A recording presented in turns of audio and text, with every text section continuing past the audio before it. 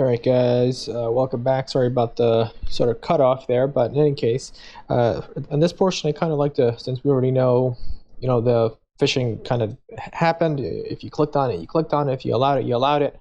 How do you kind of prevent this from happening in the future? And, how do you kind of safeguard yourself against other types of attacks? First and foremost, you know, it's life. You're gonna get attacked by someone somewhere. Somebody's always someone's not out to get you. You can't look at it that way, but there are always going to be people who are going to try to get the best of you in some scenarios. There are some not so great people out there. There are great people out there, but you kind of have to be aware of the not so great ones.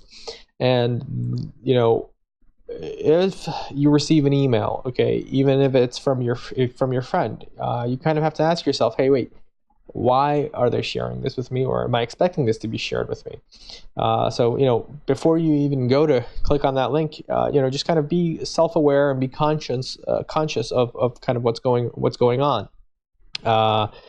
Send them an email. Hey, Jack, Josh, did you send me this like a file to share with me? Was that you? Or send them a text message, and they'll say, yeah, hey, that was me. This is for a new restaurant that I'm opening up, and I want you guys to take a look at it. And at that point, great, all right, man. I just wanted to make sure that this wasn't some sort of a phishing thing or anything like that, because you never know these days.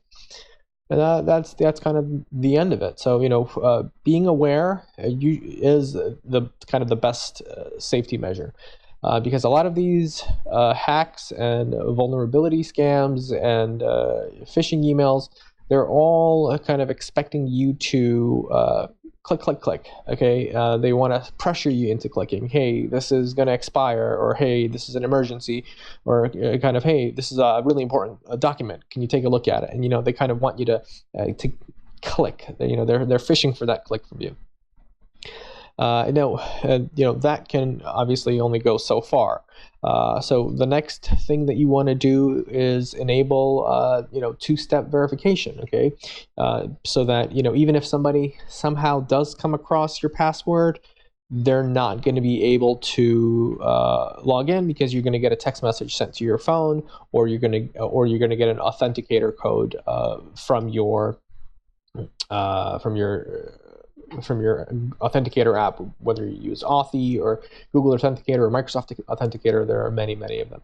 I already talked about this in the last video, but going to connected apps, okay? With this kind of thing happening here, I highly suggest removing connected apps, because if Google got compromised, okay, and as massive as Google is, and the amount of employees they have, and the amount of people they have working on Google Docs and Google Drive and Gmail, okay, if Google was compromised, these smaller companies that have IT departments of 10, 11, 20 people, they are even more so vulnerable to these kind of exploits. So I would recommend removing, at least for a little while, removing these connected apps and connected sites, just because you don't know what kind of information they may be pulling without your knowledge.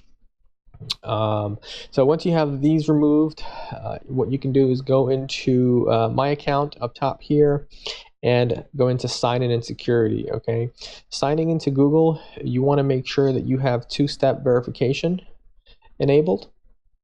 Okay, you can go into in here and enable two-step verification.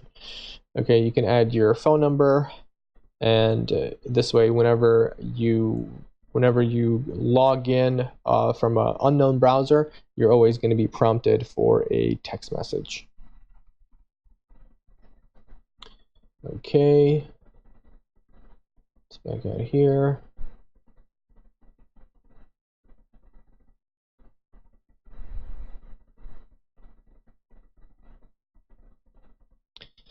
All right. Okay.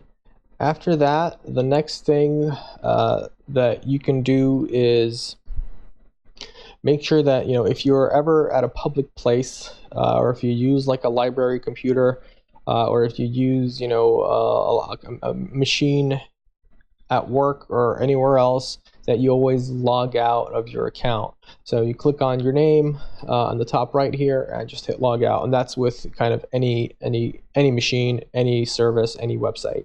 You don't want to be logged into any kind of public device, because if you are, there's always the chance that something may somebody may log into that computer and look at your emails, look at your personal information. Just not safe, and that's kind of a no-brainer. Also, changing passwords. I would change your password as often as possible. I would try to change your password once every 3 months, once every 90 days. Some services prompt it and they require that you do it that often, so definitely a good idea to kind of do that kind of stuff on that front. Two-step verification we already discussed. Making complex passwords. So don't make your password banana 123, especially if banana is your favorite fruit. Don't save passwords in an email, because if your email gets hacked, your entire list of passwords just got taken along with your email. That was a thing with the Yahoo hacks, when people got hacked for the millions and millions of people that got hacked for in the Yahoo hack. I'm sure anybody who had passwords saved in their notes on that little sidebar there. Okay, and those could have been passwords to your bank accounts. Those could have been passwords to your your front door security system. Your social security. God knows what else people kind of trusted to put into those notes. So you want to have passwords in a safe place, preferably in an encrypted file, so that even if it does get into the wrong hands, at least they're gonna have to try really hard to decrypt that information. And usually, if you're not someone of great importance, they're probably going to move on to the easier easier bait. You know what I mean?